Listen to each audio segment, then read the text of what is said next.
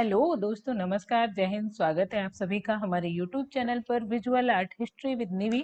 और आज की क्लास में भी आपका स्वागत है। आज का जो टॉपिक है आपने थंबनेल में देख ही लिया होगा।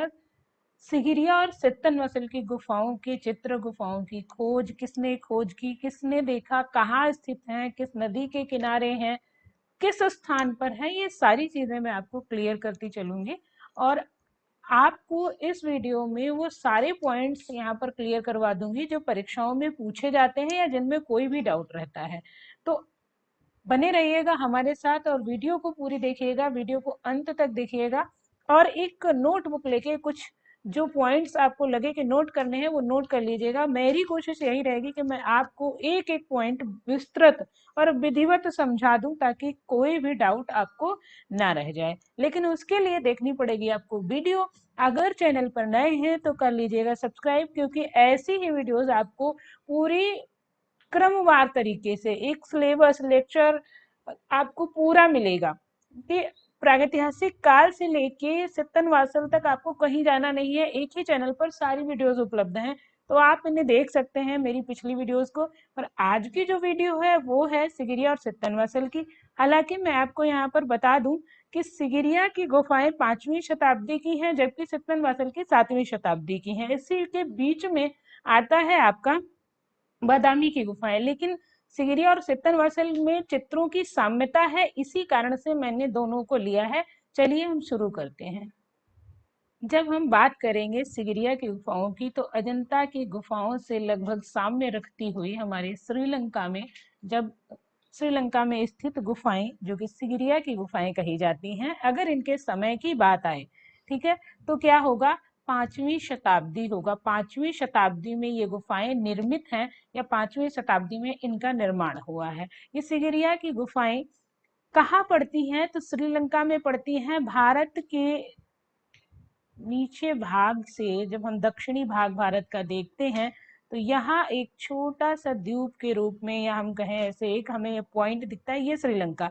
तो यहाँ पड़ती है श्रीलंका में सिगिरिया की गुफाएं, ये आपको ध्यान रखना है। अगला क्वेश्चन, एक पॉइंट यहाँ से बनता है, ये सीधा क्वेश्चन बन गया कि कहाँ पड़ती है, तो श्रीलंका में पड़ती है। अगला अगर और पूछेगा तो क्या पूछेगा, कोलंबो से कितनी दूर है, तो कोलंबो से 108 मील दूर है। मील और किलोमीटर में अंतर होता है, तो 108 मील है या 165 किलोमीटर की दूरी पर मटाला जिले में पड़ती हैं। और सिंहगिरी नामक स्थान है और 600 फीट ऊंची पहाड़ी है। आपको बताऊं, ये बहुत ऊंची पहाड़ी जिसमें कुछ गुफाएं हैं, कुल 6 गुफाएं हैं जिनको हम कहें। तो उन गुफाओं को जब देखा विद्वानों ने, क्योंकि इसका आकार जो है शेर की तरह था, तो इसे सिंहगिरी के नाम से जाना जाता है और इसी के कारण इन्हें सिगिरिया या सिंगिरिया की गुफाओं के नाम से जाना जाता है। तो ये 600 फीट ऊंची पहाड़ी पर है, ये भी आपको याद रखना। एक पॉइंट यहाँ बन जाता है आपका।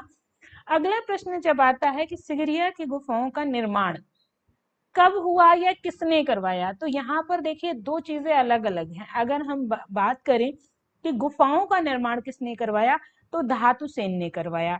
प्रश्न आ जाए कि सिगिरिया की गुफाओं का निर्माण किसने करवाया, तो क्या होगा इसका उत्तर, धातुसेन ने करवाया।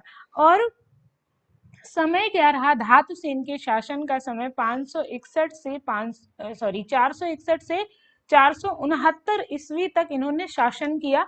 तो मतलब 5वीं शताब्दी, ठीक है। इसी के मध्य सिगिरिया की गुफाओं का निर्माण होता है।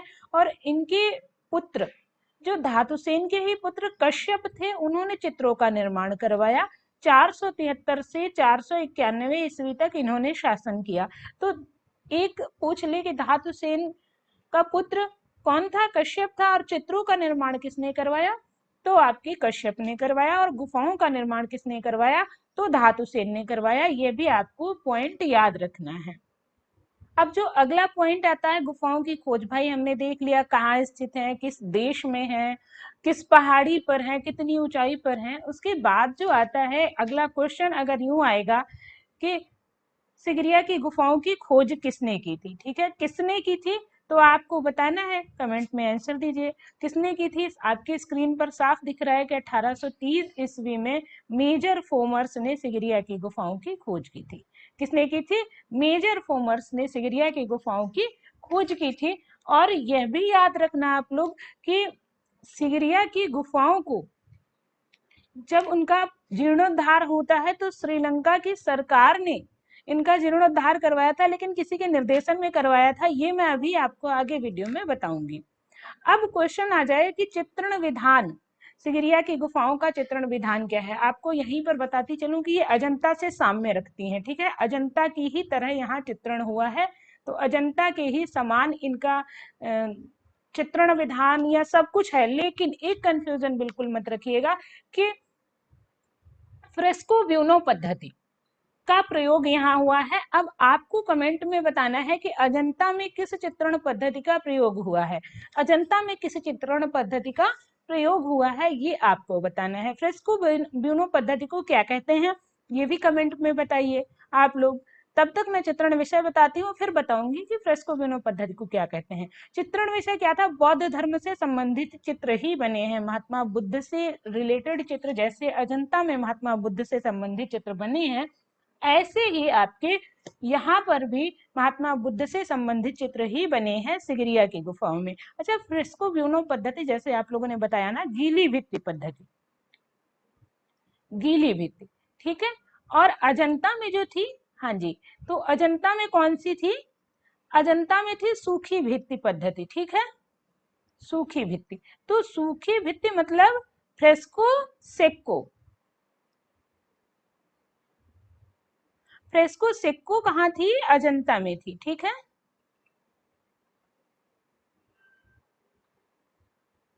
फ्रेस्को सेक्को,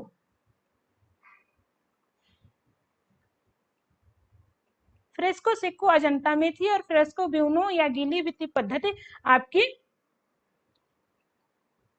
सिगिरिया की गुफाओं में थी। इसके बाद एक क्वेश्चन और यहाँ पर बन सकता है कि ये फ्रेस्को पद्धति थी कहाँ की, संपूर्ण फ्रेस्को पद्धति कहाँ की थी, ठीक है, संपूर्ण फ्रेस्को पद्धति कहाँ की थी, तो ये भी याद रखिएगा, आपको बताना है। पहले आप बताइए कमेंट में कि फ्रेस्को पद्धति कहाँ थी। एक क्वेश्चन और यहीं पर मैं पूछती हूँ कि आज भी कहाँ फ्रेस्को ब्यूनो पद्धति का प्रयोग हो रहा है, ये भी आपको बताना है, कमेंट में बताइए आप लोग, फिर मैं बताती हूँ। यहाँ पर कुल 6 गुफाएं हैं। कितनी गुफाएं हैं, सिगिरिया की गुफाओं में 6 गुफाएं हैं। फ्रेस्को पद्धति कहाँ की थी जी, इटली की थी, ठीक है, कमेंट में आप लोग जल्दी से बता दीजिए कहाँ की थी, इटली की यह फ्रेस्को पद्धति थी, जिसकी 2 शाखाएं, हम कहें 2 तकनीकियां थी, गीली भित्ति पद्धति और सूखी भित्ति पद्धति। गीली को कहते थे ब्यूनो और सूखी को कहते थे सेक्को, ठीक है। और ये जो गीली भित्ति पद्धति आज भी चल रही है, तो ये कहाँ चल रही है, राजस्थान में चल रही है। राजस्थान में भी कहा, तो वनस्थली विद्यापीठ में।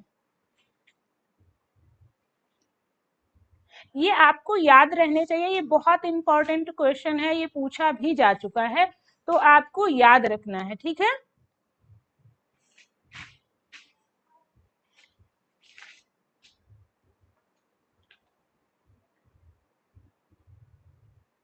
ठीक है, वनस्थली विद्यापीठ में चल रही है आज भी फ्रेस्को ब्यूनो पद्धति। चलिए अब हम बात कर लेते हैं सिगिरिया की गुफाओं के विषय में। कुल गुफाएं 6 हैं, लेकिन सभी का विवरण स्पष्ट नहीं मिलता। चित्रण की दृष्टि से 2 ही महत्वपूर्ण हैं। कौन कौन सी, तो विसेंट स्मिथ एक विद्वान हुए हैं जिन्होंने कहा, 2 गुफाओं को नाम दिया, गुफा संख्या ए तथा गुफा संख्या बी, 2 नाम दिए। किसने दिए, विसेंट स्मिथ ने दिए। ये पॉइंट आपका बहुत इंपॉर्टेंट है, ये याद रखिएगा, किसने नाम दिए, तो विसेंट स्मिथ महोदय ने 2 नाम दिए, गुफा संख्या ए तथा बी। अब यहाँ पर कुल मिली हैं 21 स्त्रियों के चित्र, या 21 रूपायनी स्त्रियों के चित्र, या 21 गगनचारी विद्याधरों के चित्र। क्यों, क्योंकि वहां पर चित्र जो बनाए गए वो गगनचारी मतलब आसमान में उड़ते हुए चित्र लगते हैं, इसलिए यहाँ पर गगनचारी विद्याधर का नाम दिया जाता है। या फिर हम कह सकते हैं कि रूपायनी स्त्रियों के चित्र कहाँ मिले हैं, तो आपके सिगिरिया की गुफाओं में मिले हैं। अच्छा, सिगिरिया की गुफा संख्या 1 जो है ना, जो इसको ए नाम दिया गया है, ठीक है, जिसको 1 कहा गया, गुफा संख्या ए, इसकी माप किसी को पता है, बताइए आप लोग। ये है 67 सही 1/2, मतलब 67.5 फुट लंबी है ये, आप लोग, इसीलिए मैं कहती हूँ नोट्स लेके, आप नोटबुक लेके बैठिए और नोट कर लीजिए। 167.1 सही एक बटा दो, ठीक है, फुट लंबी है यह गुफा। और दूसरी गुफा जो है आपकी गुफा संख्या बी, ठीक है, जिसे नाम दिया विसेंट स्मिथ ने, बी गुफा 41 सही 1/4, मतलब 42.42, ठीक है। इतनी लंबी यह गुफा है, तो 41 फीट लंबी कौन सी है, अगर हम एक उसमें रखेंगे तो 41 फीट लंबी दूसरी गुफा है, और 67 फीट लंबी जो है आपकी गुफा संख्या 1 है। गुफा संख्या 1 में कितनी स्त्रियों के चित्र प्राप्त होते हैं, ये सीधे क्वेश्चन आ जाता है कि सिगिरिया की गुफा संख्या 1 में कितने चित्र प्राप्त होते हैं। तो ये आपको याद रखना है कि गुफा संख्या 1 में आपको 4 चित्र प्राप्त होते हैं। आप लोग कमेंट करके बताइएगा कितने चित्र प्राप्त होते हैं। 4 चित्र प्राप्त होते हैं। गुफा संख्या बी में कितने चित्र प्राप्त होते हैं, तो 17 चित्र प्राप्त होते हैं। कुल कितने हो जाते हैं, 21 चित्र। अगर कुल की बात पूछे तो 21 लगा देना, बी में पूछे 17 लगाना, ए में पूछे 4 लगाना। तो ये सारे पॉइंट आपको याद रहने चाहिए। चलिए आगे बढ़ते हैं। अब एक क्वेश्चन आपके सामने है, आपको कमेंट करके बताना है कि सिगिरिया के गुफा चित्रों की प्रतिलिपियां किसने बनाई। यहाँ पर मैंने सीधे खाली प्रतिलिपियां डाली हैं, आप लोग कमेंट करके बताइए, बाद में मैं इसका आंसर बताऊंगी। और ये संग्रहित कहाँ है, जो प्रतिलिपियां बनाई गई हैं वो कोलंबो संग्रहालय में संग्रहित है। एक पॉइंट और याद रखना आप लोग, सिगिरिया का जीर्णोद्धार मैंने बताया था शुरुआत में, तो इसे श्रीलंका की सरकार ने इसका जीर्णोद्धार या सुरक्षा कार्य, क्या हुआ था कि इसको बहुत बड़ी क्षति पहुंचाई गई थी। कुछ हानिकारक तत्वों ने सिगिरिया की गुफाओं के चित्रों को नष्ट कर दिया था, इतना ज्यादा नष्ट किया था कि इनके चित्र जो है दीवार से एक पैनल, तो पूरा पैनल ही उखाड़ दिया था सिगिरिया के चित्रों का। कब, 1967 ईस्वी में,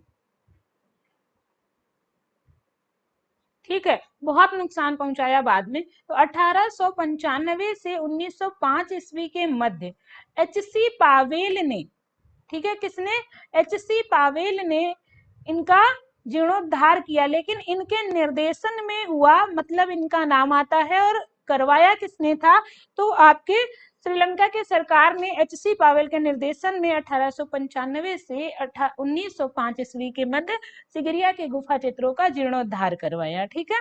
सिगिरिया के चित्रकारों की तुलना बोत्तिचेली से किसने की है, आपको बताना है, आप कमेंट करके बताइए। और तब तक मैं आपको बता देती हूँ सिगिरिया के चित्रों की प्रतिलिपियां किसने बनवाई। तो 1889 में,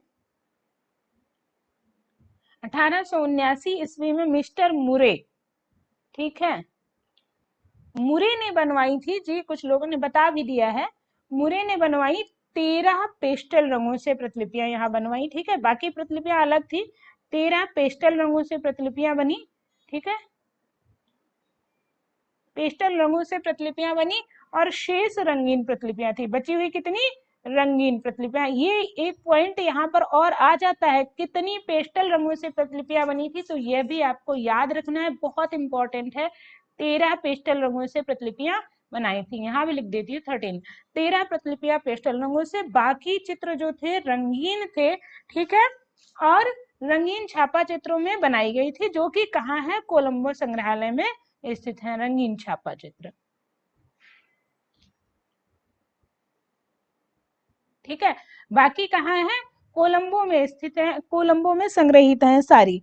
चलिए, तो अब सिगिरिया की हमने देख ली सारी बातें। एक पॉइंट यहाँ मैंने आपसे पूछा, सिगिरिया के चित्रकारों की तुलना बोत्तिचेली से किसने की। सांद्रो बोत्तिचेली आप लोगों को याद होगा, पुनरुत्थान काल का आरंभिक पुनरुत्थान काल का बहुत अच्छा चित्रकार, मूर्तिकार था एक तरीके से देखे, लूका सिंगरेली, सांद्रो बोत्तिचेली, ये सब अलग अलग टाइम पीरियड के चित्रकार हैं। तो जब हम देखते हैं ना, सांद्रो बोत्तिचेली बरोक कला में भी आता है, बरोक कला का चित्रकार था मेनली। चलिए अब हम यहाँ देखते हैं ना, तो बोत्तिचेली की तुलना की है किससे, आपके ईवी हैवेल ने की है सिगिरिया के चित्रकारों की, ठीक है, ईवी हैवेल ने। ये आपको याद रखना है, ठीक है, ये भी बहुत इंपॉर्टेंट पॉइंट है। आप कहोगे इम्पोर्टेंट इम्पोर्टेंट, तो हाँ, सारे ये महत्वपूर्ण बिंदु ही आपके सामने मैंने प्रस्तुत किए हैं। अगला है चित्र।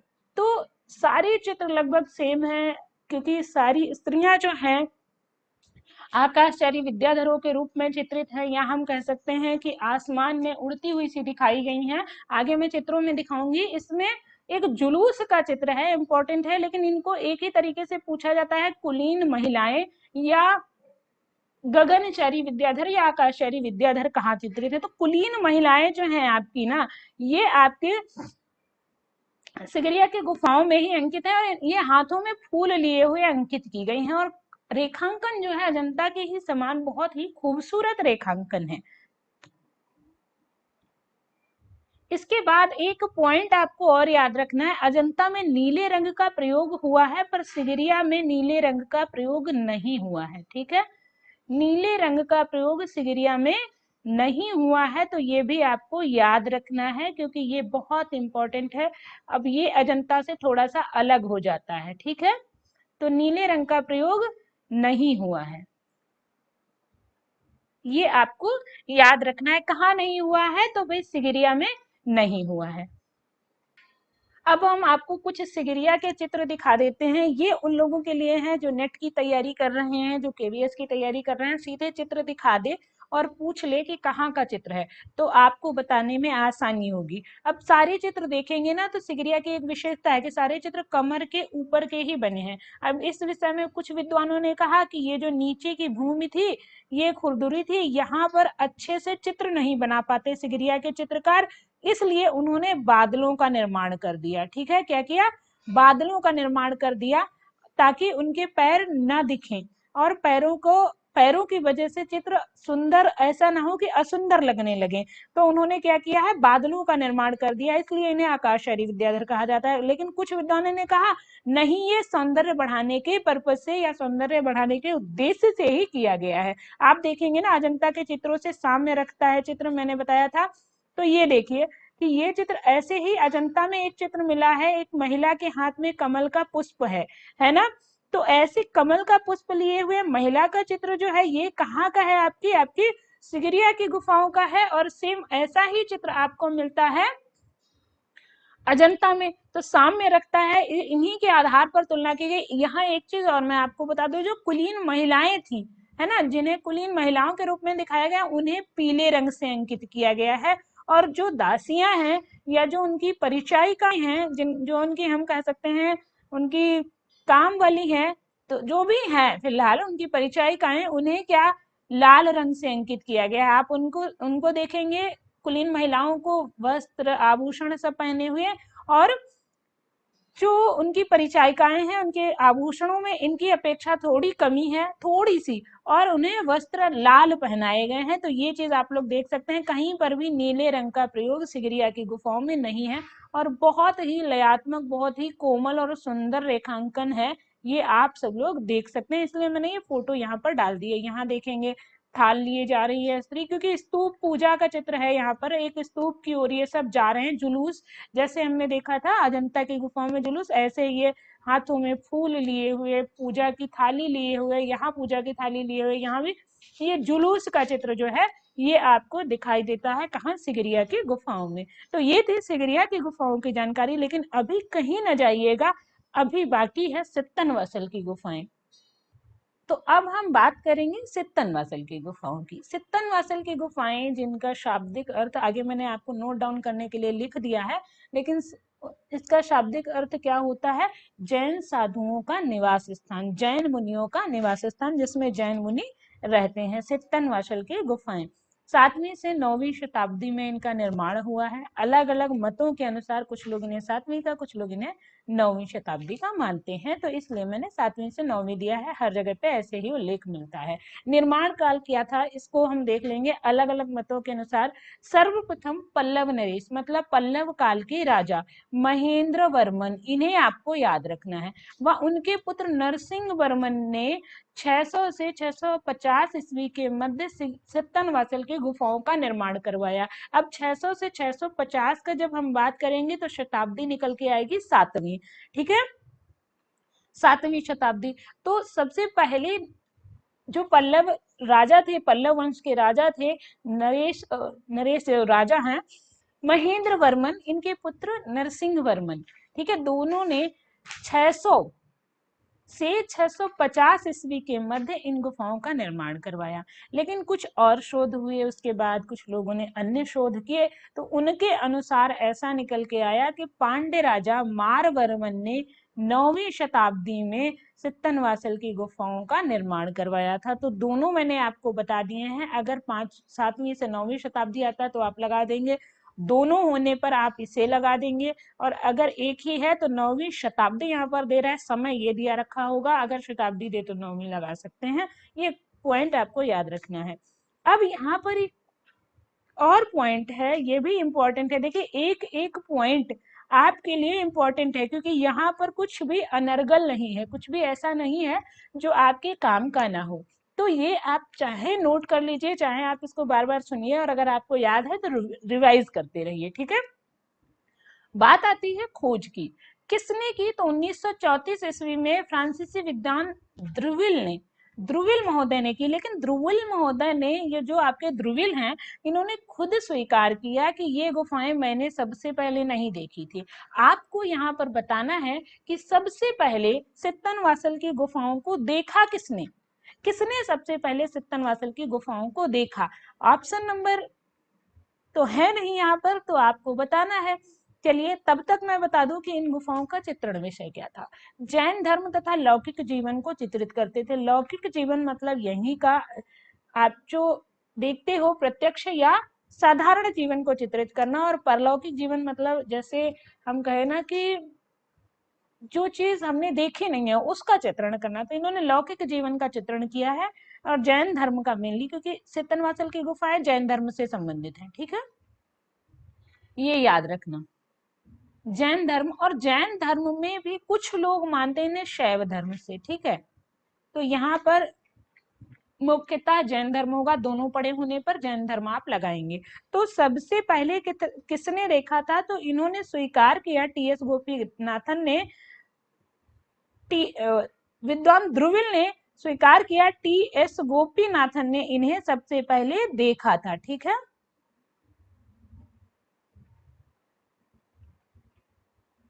तो ये आपको याद रखना है, टी.एस. गोपीनाथन ने सबसे पहले आपकी सित्तनवासल की गुफाओं को देखा था, ये चीज आप लोगों को याद रखनी है, ठीक है। और जिन्होंने बताया बहुत अच्छा, आप लोग कमेंट करते हैं, आप ये ना सोचिएगा कि मैं आपके कमेंट देखती नहीं, मैं एक एक व्यक्ति के कमेंट देखती हूँ। इससे पहले एक पॉइंट और जो अभी मैं पीछे भी नहीं उठाया मैंने, और बड़ा कंफ्यूजन रहता है कि सित्तनवासल की गुफाएं किस नदी के किनारे स्थित हैं।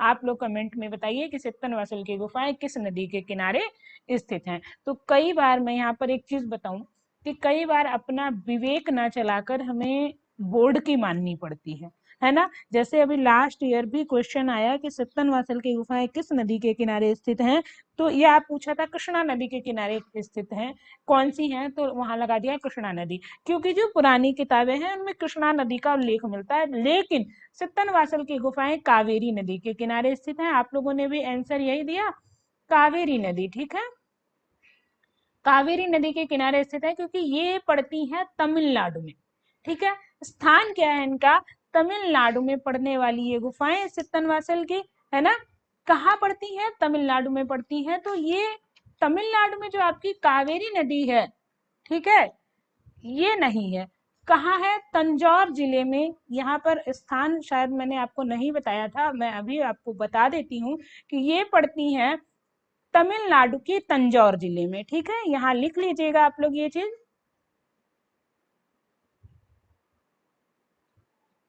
तमिलनाडु के तंजौर जिले में पद्दुकुटाई नामक स्थान पर, ठीक है, पुद्दुकुटाई या पद्दुकुटाई,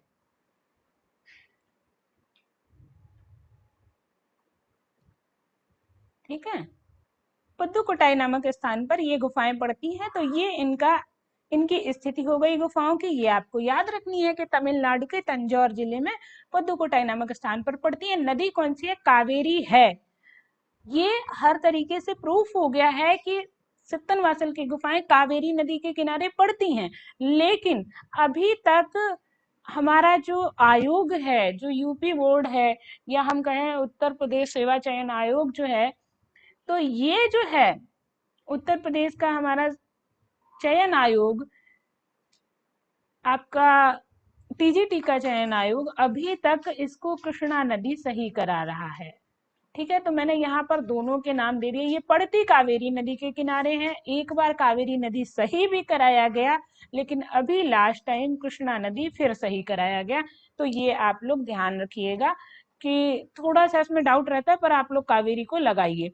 और बाकी अपने विवेक का इस्तेमाल करके आप काम करिए, क्योंकि मैंने आपको दोनों का आंसर बता दिया, दोनों कारण भी बता दिए। आगे बढ़ते हैं प्रमुख चित्रों के विषय में। कौन कौन से प्रमुख चित्र हैं, और ये चित्र पूछे जाते हैं, इसलिए ये आपको याद रखने हैं, क्योंकि सित्तनवासल के चित्र थोड़े से अलग हैं अजंता से। हालांकि प्रभाव इनके ऊपर अजंता का है, लेकिन अलग हैं थोड़े से अजंता से। तो यहाँ पर एक आता है कमल युक्त सरोवर, जो आप यहाँ पर अपनी स्क्रीन पर चित्र देख रहे हैं। यहाँ देखेंगे बहुत सारे कमल के फूलों का अंकन है। ठीक है, इधर का थोड़ा सा ये भित्ति टूट गई है इनकी, लेकिन कमल युक्त सरोवर है। इसी में कुछ मानवाकृतियां भी अंकित हैं, देखेंगे यहाँ पर आप। ये जैन मुनियों के, क्योंकि जैन धर्म से हैं, तो यहाँ पर उन्हें बहुत ही कम वस्त्रों में दिखाया गया है, या हम कहें कि नग्न भी दिखाया गया है। तीसरा है 3 दिव्य पुरुष। ठीक है, 3 दिव्य पुरुष दिखाए गए हैं। कहाँ? आपके सित्तनवासल की गुफाओं में। कमल युक्त सरोवर, 3 दिव्य पुरुष बहुत इंपॉर्टेंट है। ये आप बिल्कुल भी नहीं भूलिएगा कि बहुत इंपॉर्टेंट। चित्रों में भी आपको कौन कौन से याद रखने, ये मैं बता दूं। एक तो कमल युक्त सरोवर चित्र याद रखना है। दूसरा 3 दिव्य पुरुष भी आपको याद ही रखना है। चौथा आपको अर्धनारीश्वर भी याद रखना है, ये पेपर में बहुत ज्यादा पूछे जाते हैं। और पांचवा गर्दन फुलाए मोर आपको याद रखना है। अब रह कितने गए? 3 ही तो रह गए, ये भी याद कर लेना। 5 जैन तीर्थंकरों का अंकन आपको सित्तनवासल की गुफाओं में मिलता है। कुछ नृत्यरत अप्सराओं का भी अंकन सित्तनवासल की गुफाओं में है। राजा महेंद्र व उनकी पत्नी का भी अंकन सित्तनवासल की गुफाओं में है, क्योंकि हमने देखा ना राजा महेंद्र ने बनवाया है। आधुनिक खोजों के अनुसार पांड्य राजा महेंद्र वर्मन ने इनका निर्माण करवाया, तो भाई पांड्य राजा महेंद्र वर्मन का चित्र मिला, इसलिए यहाँ ऐसा माना जाता है। अच्छा, ये मैंने एक पॉइंट जो आगे मैंने बताया था आप लोगों को, सित्तनवासल की गुफाएं, गुफाओं का शाब्दिक अर्थ क्या है? तो जैन संतों का निवास स्थान इसे कहते हैं। किसे कहते हैं? सित्तनवासल की गुफाओं को। एक और पॉइंट आपको याद रखना है, सित्तनवासल की गुफाओं में 2.25 चश्म चेहरों का अंकन हुआ है। आपको पता होना चाहिए कि चेहरे कितने चश्म होते हैं। आप कमेंट में बताइए कि चेहरे कितने चश्म होते हैं।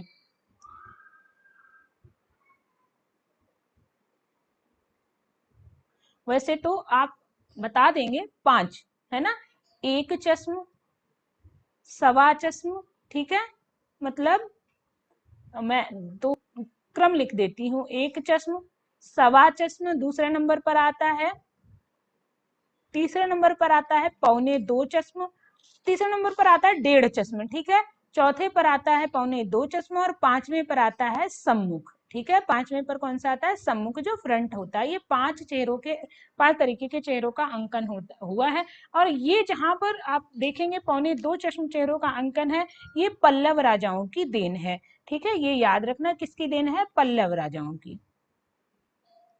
ठीक है, चलिए अगला क्वेश्चन मैं आपसे पूछ रही हूँ आपके लिए। वीडियो के अंत में मैंने 2 क्वेश्चन डाले हैं, 2 प्रश्न डाले हैं, आपको कमेंट में बताने हैं कि कालक्रम की दृष्टि से सित्तनवासल की गुफाएं किस काल की मानी जाएंगी। यहाँ पर काल की बात हो रही है, तो आपको बताना है मध्यकाल, पूर्व मध्यकाल, उत्तर मध्यकाल या प्रागैतिहासिक काल।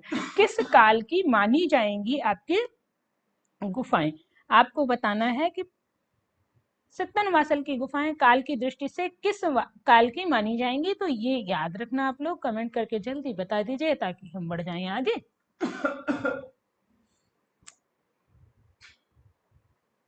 मध्यकाल क्या होगा राइट आंसर?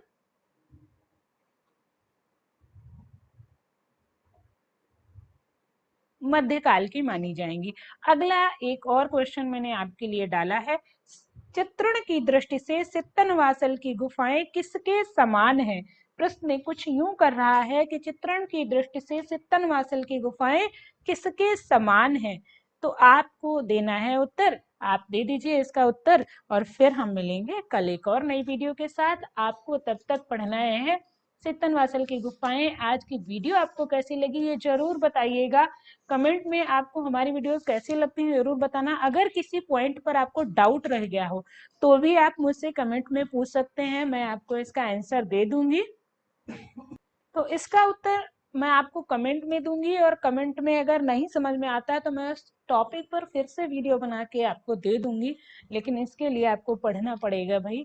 तो आप पढ़ते रहिएगा। वीडियो अगर अच्छी लगी हो तो लाइक कर दीजिएगा, अगर नए हैं तो सब्सक्राइब कर लीजिएगा, क्योंकि ऐसे ही चैप्टर वाइज आपको पूरा सिलेबस मैं देने वाली हूँ और बिल्कुल अच्छे से समझाने वाली हूँ। एक भी पॉइंट अगर आप मिस नहीं करेंगे तो मेरा विश्वास है कि आप सफल जरूर होंगे। ठीक है, चलिए इसका आंसर क्या होगा, अजंता के समान है। ठीक है, उस समय जितनी कला है वो सब अजंता के समान है। अब बदलने वाला है समय। अगली वीडियो में आपको बता दूं कि आप लोग कमेंट में बताइएगा क्या ये सही है कि अगली मैं वीडियो जैन धर्म के तीर्थंकर, उनके चिन्ह, कौन सा तीर्थंकर था, कौन सी जैन संगति कब हुई, ठीक है, किस जैन तीर्थंकर का बहुत महत्वपूर्ण जो इम्पोर्टेंट है तो उसके उससे संबंधित सारी जानकारी, जैसे महावीर स्वामी, पार्श्वनाथ, नेमिनाथ, इनके विषय में सारी जानकारी आपको अगली वाली वीडियो में या मतलब कल की वीडियो में उपलब्ध कराऊं, या मैं सीधे मध्यकाल में आ जाऊं, ये आप कमेंट में बताइएगा, ताकि हम ना आगे आपको ऐसे ही वीडियो दे सके। तो जैन धर्म के विषय में हम आपको पूरी जानकारी देंगे कल की वीडियो में, अगर आप कमेंट में बोलते हैं कि हाँ मुझे इसकी जानकारी चाहिए। और बौद्ध धर्म की भी जानकारी, आपके बौद्ध धर्म की तीनों संगतियों के बारे में, प्रमुख अवतारों के बारे में, ये सारी चीजें मैं आपको कल की वीडियो में देने वाली हूँ। कल या परसों में, कल आपको जैन धर्म की मिलेगी तो परसों आपको बौद्ध धर्म की जानकारी मिलेगी। फिलहाल के लिए इतना ही। वीडियो देखने के लिए बहुत बहुत धन्यवाद। Thanks for watching.